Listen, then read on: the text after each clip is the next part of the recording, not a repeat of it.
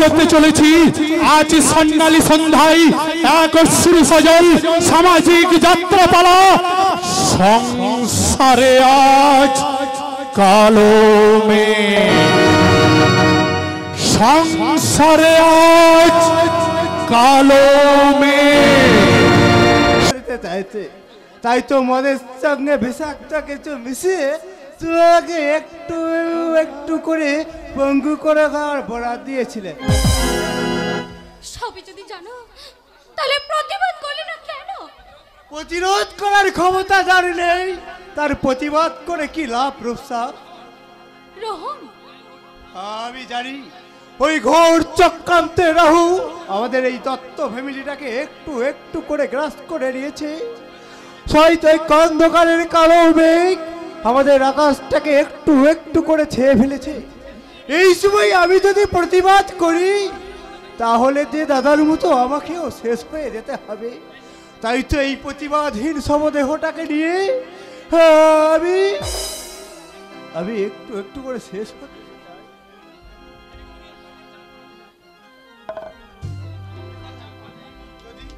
যদি কোনোদিন পাশার চাল পাল্টে যায়।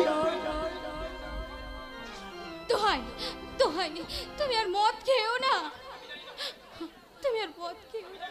আমি জানি আমি অনেক অন্যায় করেছি, কিন্তু তুমি বিশ্বাস করো আমি তোমাকে কথা দিচ্ছি আমি সেই অন্যায় পূরণ করে দেব।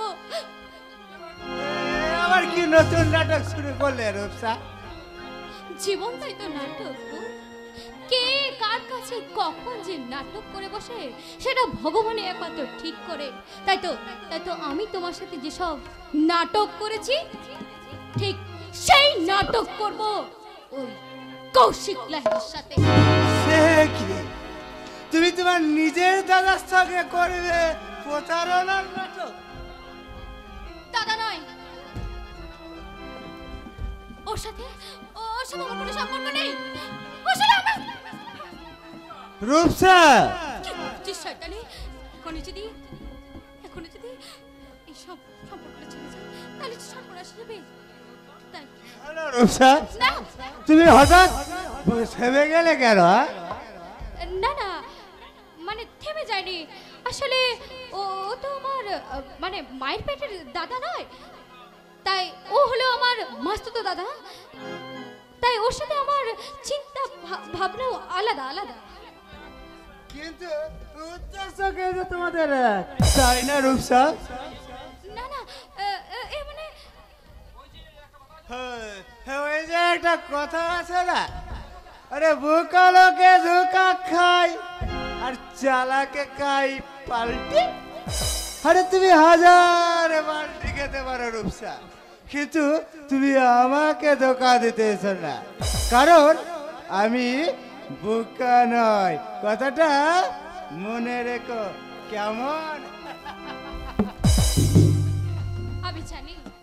আমি জানি তুমি বোকা নাও, কিন্তু জানো কি আমি হলাম বোকা। তাই তো নিজের ভাগ্যের কাছে কেমন ধোকা খেয়ে বসে আছি। পাক্কা খেলোয়াড়ের মতো কিন্তু খেলাটা জমিয়ে দিয়েছো। স্যার আপনি আমার স্যার বলছো কেন? এবার থেকে তুমি আমায় নাম ধরে রাখবে। তুমি অন্য কিছু ভাবছো না? হ্যাঁ মানে ভাবছি যে এই কয়েকদিন আগে এই বাড়িতে একটা খুন হয়েছে, তাই এখন কোনো খুন করলে আমাদের উপরে সন্দেহটা হবে। তাই এখানে এই খুনটা করা যাবে না, কি তাই না? You are right my darling. Koushik Lahiri কখনো সে ফাঁসে না, বরং সে অন্যকে ফাঁসায়। তোমাকে দিয়ে রোহনকে খুন করে এই রাহুল বাবুর মতো চার কারবারে একেবারে আমি কেরোসিন ফেলে দেব। তুমিও তো আমাকে নিয়ে তোমার নিয়ে ভাবতে অসংখ্য কবিতা লিখতে মনে হচ্ছে। আমি কোনটা লিখবো কোনটা পরে লিখবো আমি যে কিছু ভাবতে পারছি না রূপসা। তাই মাথার জন্য আমি অসংখ্য করছে। এই প্লিজ তুমি একটা আমাকে গান শোনাও না। নিশ্চয়। বন্ধনে দুয়ার দিয়েছি খুলে, এসেছে ফাগুন হাওয়া, এখন সবই দেওয়ার পালা নেই, কিছু চাওয়া বন্ধ মনে দুয়ার দিয়েছি খুলে, এসেছে ফাগুন হাওয়া, এখন সবই দেওয়ার পালা নেই,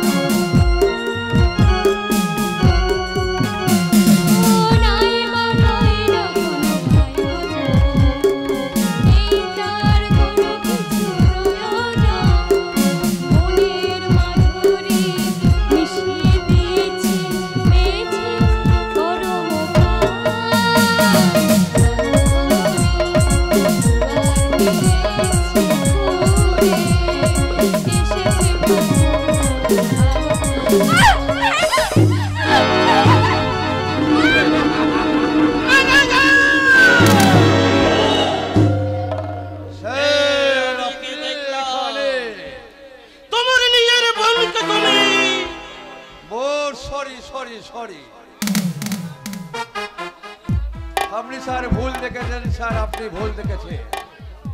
তোমার কি মনে হয় আমার চোখে চান্স ধরেছে তাই আমি ভুল দেখবো?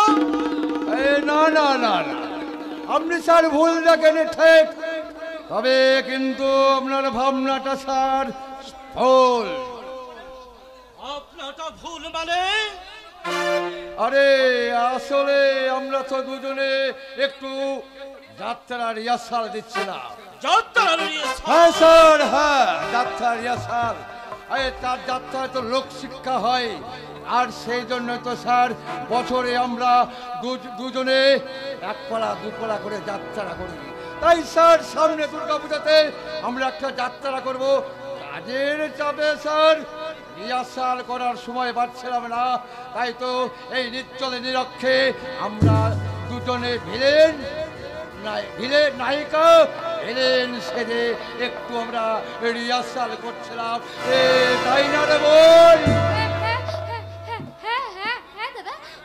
এবার তুই কিন্তু রোহনের কাছে যা, ভালো করে রোহনের সেবা করবে, ওর যেন কোনো অসুবিধা না হয়।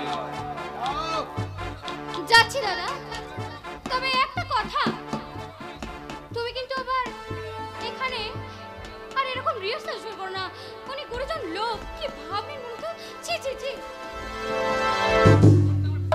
মনটা না আমার ভীষণ লাজুক স্যার। আমার অভিনয় কেমন দেখলেন স্যার? শাস্তে আমি পারবো তো? আরে তুমি তো অলরেডি ফিল্ম সেজে বসে আছো, তাই তোমাকে আমাকে আরো নজরে রাখতে হবে। মালটা দেখছি একেবারে গম্ভীর হয়ে গেল।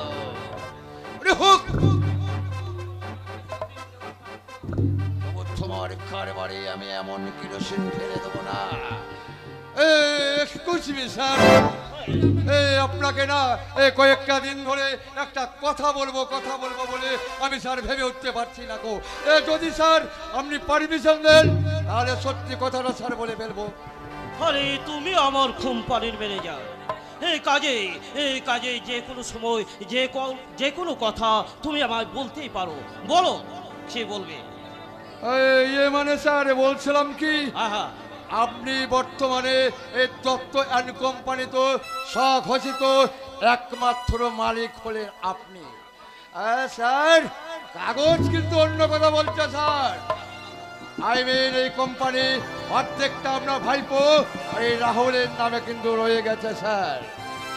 যদি কোনদিন স্যার ফিরে এসে এই কোম্পানিটা দাবি করে তাই অর্ধেকটা আমার, তখন কি করবেন স্যার?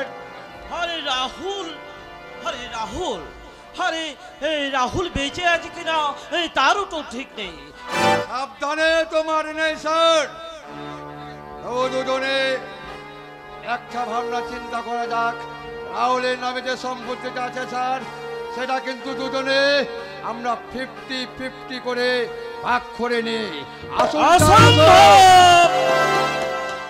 রাহুল আমার ভাইপো, তাই তার অবর্তমানে যে কোনো সম্পত্তি বা শেয়ারের আইনত অধিকার কিন্তু আমারই। সেটা সেটা আমি তোমাকে দিতে যাব খামোকায়। সেটা আপনার ইচ্ছা। আপনাকে যে পুরোটা পায়ে দিতে আমি যে এতটা পরিশ্রম করলাম, সেটা কিন্তু স্যার ভুলে গেলেন। না, ভুলে নেবেন যাও। সেদিনের সেই নির্মম ঘটনার কাহিনী আমি বিন্দু মাত্র ভুলি। সেদিন নিজে বাঁচার জন্য আমি তোমাকে সাথ দিলেও সেই অপরাধ বোধ আজও আমার বুকটা কুড়ে কুড়ে খাচ্ছে। জানো মানে যা, আমার দাদা আমায় ভীষণ ভালোবাসতো।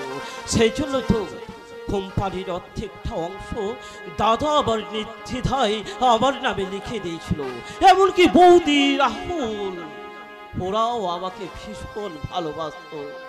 কিন্তু কিন্তু এমনই শয়তান আমি সেই দাদা বৌদির বিশ্বাসঘাতকতা করে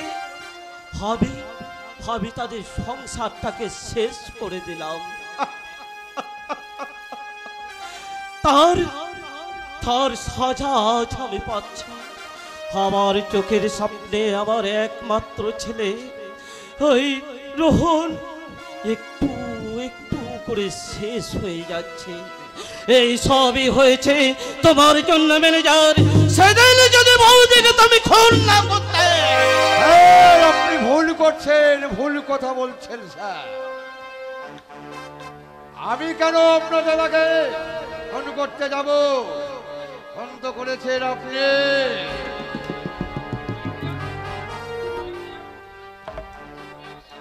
কি বললে ম্যানেজার? ওরা আমি খুন করেছি? মোটেই না। আপনার ঘরের শত্রুতার সঙ্গে আমার কি সম্পর্ক আছে? আরে কি করে আমি বন্ধুকে খুন করতে যাব? কিন্তু খুন যে করেছে তার প্রমাণ কিন্তু আমার কাছে আছে স্যার। কে খুন করেছে?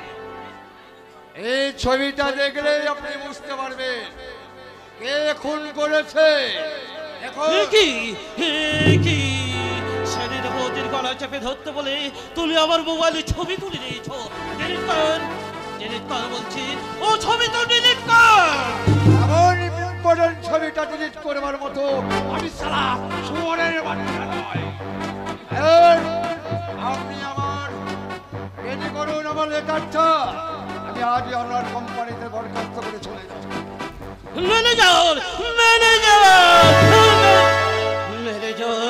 ম্যানেজার আমার সঙ্গে বেঈমানি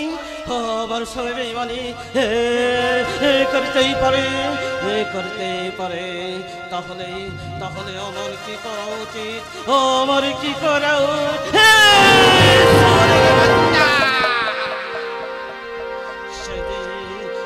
সেদিন তুই আবার ছবি তুলে আমাকে ফসাতে চাস, কিন্তু না। তোকে এই পৃথিবী থেকে এই ছবি সহ আমি ডিলিট করে দেব। তোর জন্য যদি আমাকে সারা জীবন জেলে থাকতে হয় আমি তাই থাকব।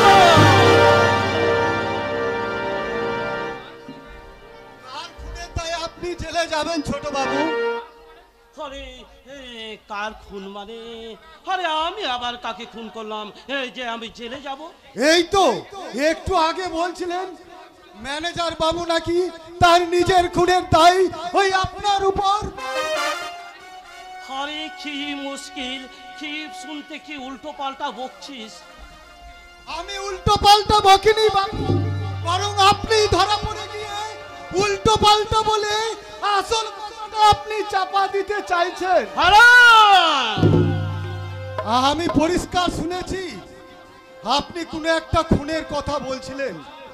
আহ হে, এখান থেকে তুই যাও তো, এখন যা। না, আগে আপনি বলুন কার খুনের কথা বলছিলেন? ম্যানেজার বাবু কোন খুনের দায় আপনার উপর চাপাতে চাইছে? আপনি না বললে আমি কিন্তু ওই ছোট দাদা বাবুকে গিয়ে সব বলবো। এই, এই, এই, হারামজাদা।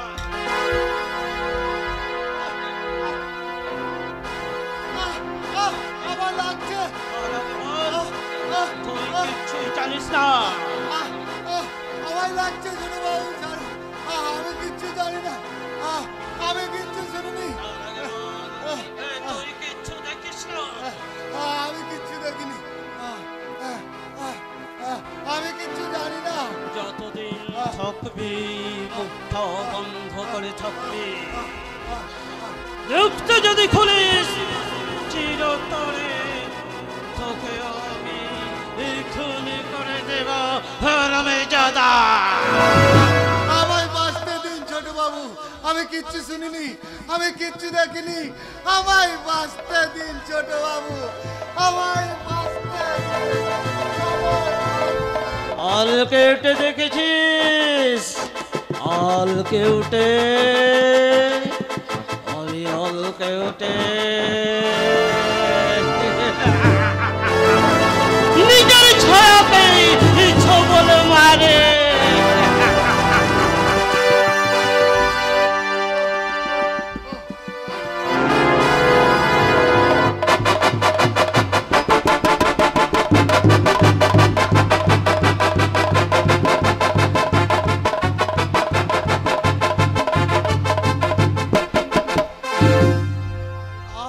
আমি আর পারছি না, অশান্তি চলছে, সারা সংসার জুড়ে চলছে চরম অশান্তি। বহুদিন একে ওকে মেনে নিতে পারছে না। আমি ভেবে পাচ্ছি না কার কথা অবিশ্বাস করে কাকে আমি বিশ্বাস করব। নিজের বলের কথা বিশ্বাস না করলে, যে বলের কথা বিশ্বাস না করে কাপুলুত। নিজের বইয়ের কথায় চলে সুপুরুষ সবার চেয়ে কাপুরুষ হয়ে থাকা অনেক ভালো। তা তুমি হঠাৎ এ সময় কি মনে করে? লে ধাক্কা, আমি আমার দিদির বালি আসব, তাতে তুমি এলাম কি আতে? তুমি কে তাও না আমি দিদির বালি আতি। দেখ আমি দিদিকে গিয়ে বলে দিচ্ছি, দিদিলে আর আমি তোর ঘর আইব না, জামাই বাবু আমাকে বকেতে। ও কি মুশকিল! আরে আমি আবার তোমায় কখন বকলাম? আরে ওইসব কথা শুনলে না তোমার দিদি আবার ঝামেলা শুরু করবে।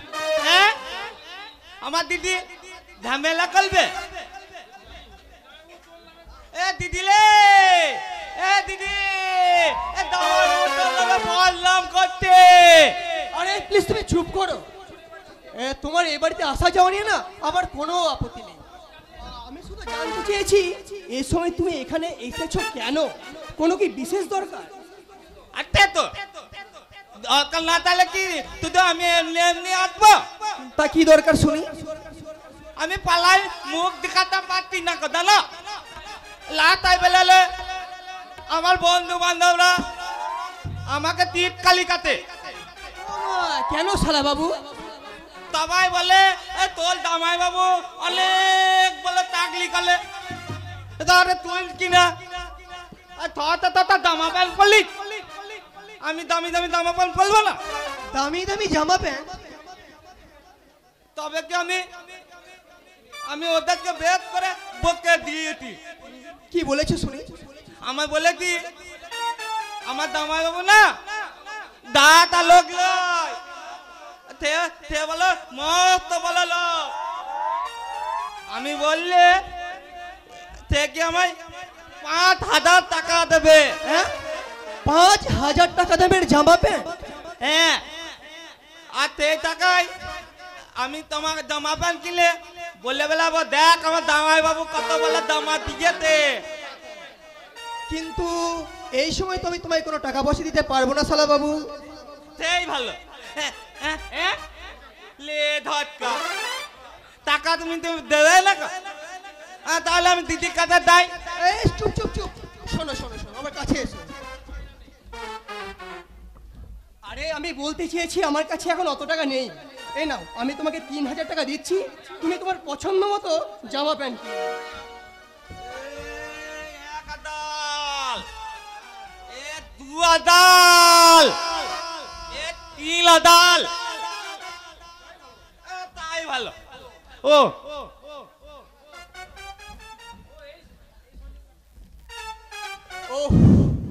এই শনিগুলো যে কবে আমার ঘাট থেকে নামবে কে জানে। এদের জন্যই না বাটি হাত আমাকে গিয়ে ওই রাস্তায় দাঁড়াতে হয়। আয় মা আয়, খুব সাবধানে আয়, আস্তে আস্তে আয়। এ কি, ও এমন করছে কেন? কি হয়েছে ও? ওগো, আমার সর্বনাশ হয়ে গেছে। বাথরুমে পড়ে গিয়ে আমার ওই বাচ্চাটা নষ্ট হয়ে গেছে। কিন্তু এমন অঘটন ঘটলো কেমন করে বিউটি? কাঁদিস না মা, কাঁদিস না, বাচ্চা গেছে যাক, কিন্তু তুই তো বেঁচে গেছিস। তবে হ্যাঁ, প্রথম বাচ্চা কিনা, তাই বাবাজির বোধহয় মনটা খুব খারাপ হয়ে গেছে। কিন্তু এমন অঘটন ঘটলো কেমন করে?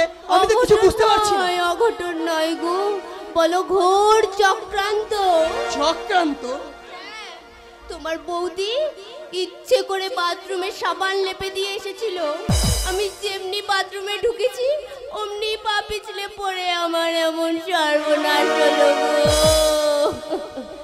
আরে বলিস কি রে মা, তোর উপর তোর ওই জায়ের এত হিংসে? না না, আমি বিশ্বাস করি না। আমার বৌদি কখনোই এমন কাজ করতে পারে না। পারে গো পারে, অনেক কিছুই পারে। আমি তোমাকে অনেক কিছুই বলিনি, আর বলেই বা কি করব? তুমি তো আমাকে বিশ্বাসই করো না। বিশ্বাস করুক আর না করুক, হ্যাঁ কবে কি ঘটেছে সব খুলে খুলে বল।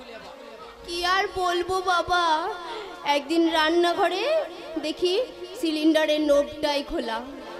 আমার আর বুঝতে কিছু বাকি রইল না। দিদি ইচ্ছে করেই ওই গ্যাসটা খুলে রেখে দিয়ে এসেছে।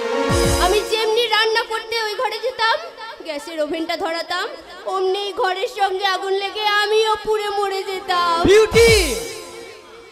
সে কি রে মা, আরে তোর এই কথা শুনে আমার যে গা পা কাঁপছে। না না, আর তোর এই ঘরে থাকা চলবে না। বাবাজি, তুমি বরং বিউটিকে নিয়ে আলাদা কোথাও একটা ঘর বাঁধো। অসম্ভব। যে দাদা আমাকে ছোট থেকে কোলে পিঠে করে মানুষ করেছে, সেই দাদার দুর্দিনে কিছুতেই তাকে আমি আলাদা ছেড়ে থাকতে পারবো না। আরে এসব কথা, পুরনো কথা মনে রাখলে চলে না বাবাজি। আজকাল ছেলে বাবাকে দেখে না, তারপরে তো আবার দাদা না ভাই। কিন্তু একটা কথা আমি কিছুতেই ভেবে পাচ্ছি না, বৌদি হঠাৎ বিউটির সঙ্গে এমন আচরণ করবে কেন? হিংসায়, হিংসায়। হিংসা? হ্যাঁ হ্যাঁ বাবাজি, হ্যাঁ। এই সেই কাকনের সেই অন্তঃসত্ত্বা গল্পটা ফেঁদে তোমার দাদা বৌদি যে তোমার কাছ থেকে 5 লাখ টাকা গেলে নেবার ব্যবস্থা করেছে। আরে তাতেই কাকন বাধা দেওয়াতে ওর ওপর বৌদি এত রাগ। অন্তঃসত্ত্বার গল্প ফেলেছে মানে? ওইসব অন্তঃসত্ত্বা টত্তা কিচ্ছু নয়। আমি তোমার বৌদিকে দাদাকে সব কিছু শুনতে বলতে দেখেছি। একদিন আমি আড়াল থেকে সব কিছু শুনে ফেলেছিলাম জানো। কি শুনেছো বিউটি?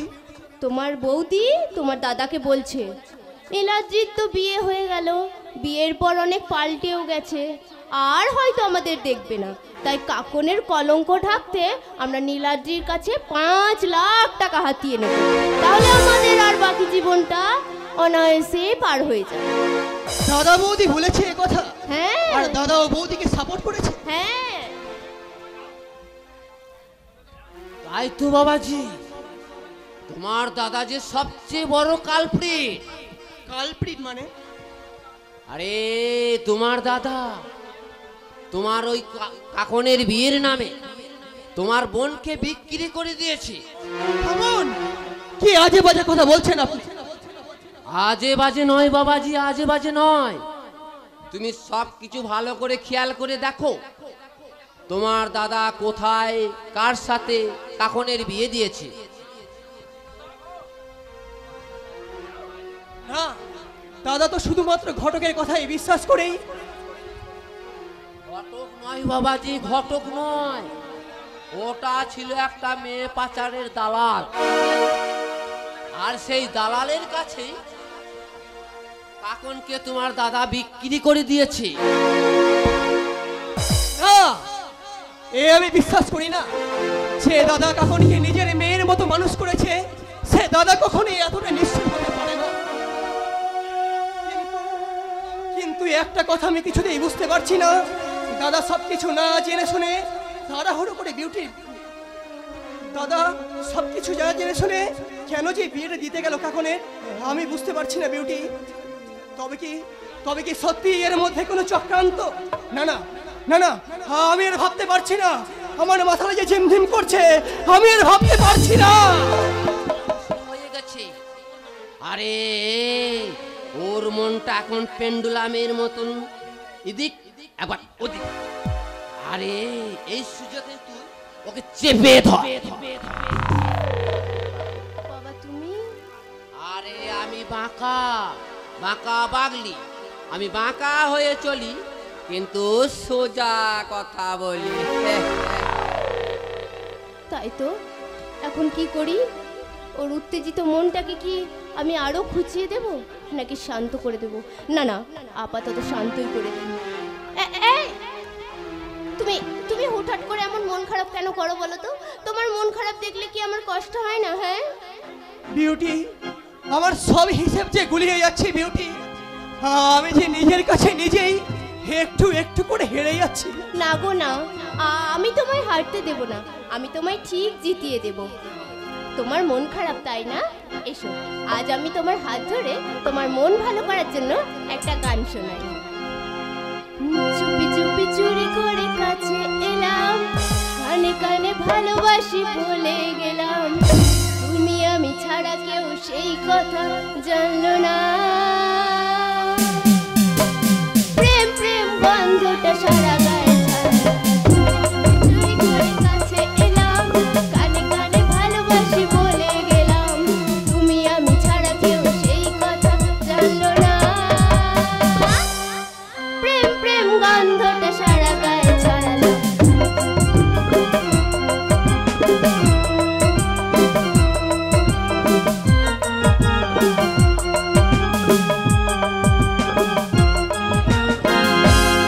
বন্ধ ঘরে তুমি আমি, বাকি সবাই ঘুমিয়ে, এখন দুজন যেতে পারি সব সীমা ছাড়িয়ে।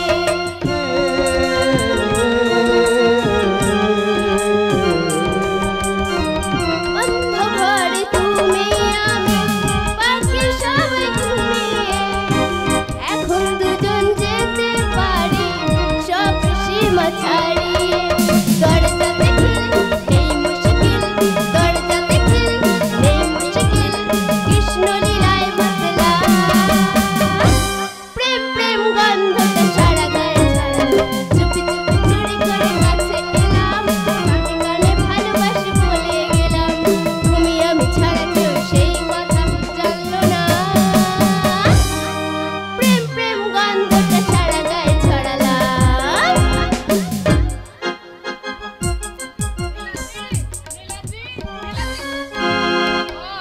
তোরা বুঝি ব্যস্ত আছিস? কেন বৌদি, আমাদের ব্যস্ত থাকাতে তোমার কি কোনো আপত্তি আছে? না, আমার আপত্তি থাকবে কেন? মানে আমি বলতে এসেছিলাম যে বিউটি কাউকে কিছু না বলে বাড়ি থেকে কোথায় বেরিয়ে গিয়েছিল। আশ্চর্য, তুমি বাড়ির গিন্নি, অথচ তুমি জানো না কে কখন না বলে বাড়ি থেকে বেরিয়ে যায়?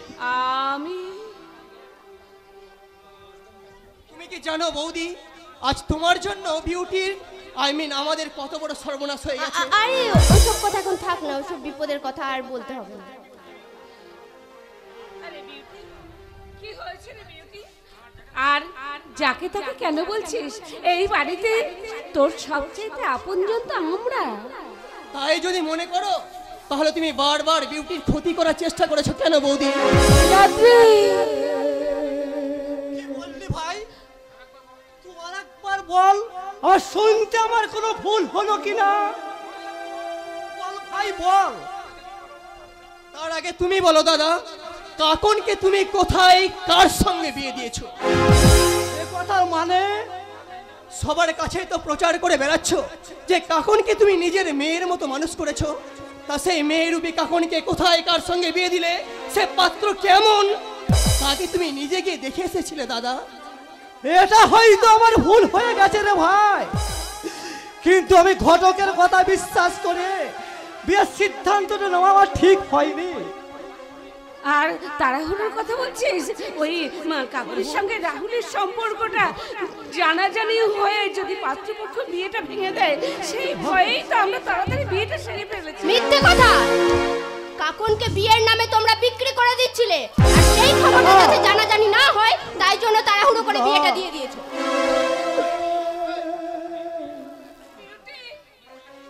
কি বললে বৌমা? বিয়ের নামে কাকনকে নাকি আমরা বিক্রি করে দিয়েছি? হ্যাঁ, পরিস্থিতি তো তাই বলছে দাদা। নইলে আজ পর্যন্ত কাকনের কোনো খোঁজ পাওয়া যাচ্ছে না কেন? বিলাদ্রি,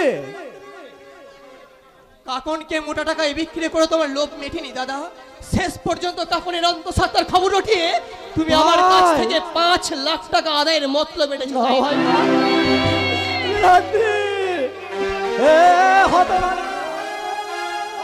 মুখে যা আসছে তাই বলে যাচ্ছি, এবার একটা বাজে কথা বললে তোর মুখটাকে ভেঙে দেবো না।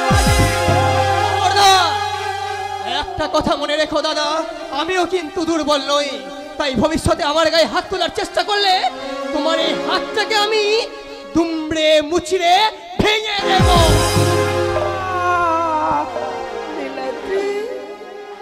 তুই কি করবি? তুই তোর নিজের বড় ভাইয়ের গায়ে হাত দিলি।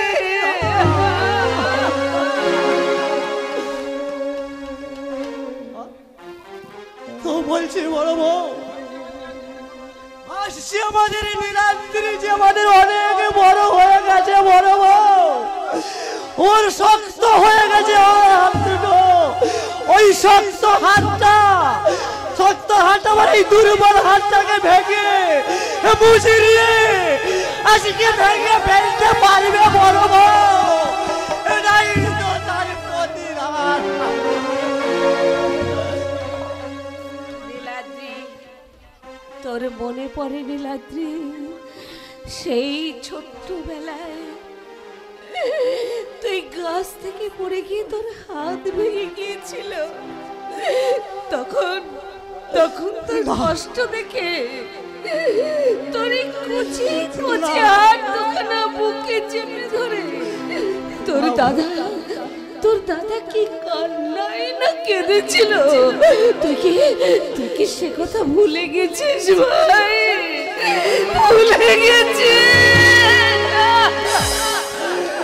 থাক না বড় বউ, সব কথা কি সবাই মনে রাখতে পারে বড় বউ? তাহলে ওই বেঈমান স্বার্থপর শব্দগুলো সব একদিন মিথ্যা হয়ে যাবে বড় বউ। কি বলে মিথ্যা হয়ে যাবে।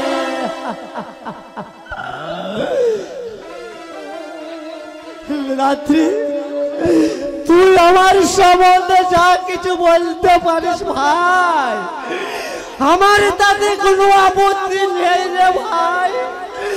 তবে তোর কাছে আমি একটাই অনুরোধ করছি, তুই আমাকে 5 লাখ টাকা তুই ধার। থামো, টাকা ধার দেওয়া তো দূরের কথা, তুমি মনে রেখো দাদা, তোমাকে আমি শুধু 7 দিন সময় দিলাম। আর এই 7 দিনের মধ্যে যদি তুমি আমার বোন কাকনকে ঠকিয়ে আমার সামনে হাজির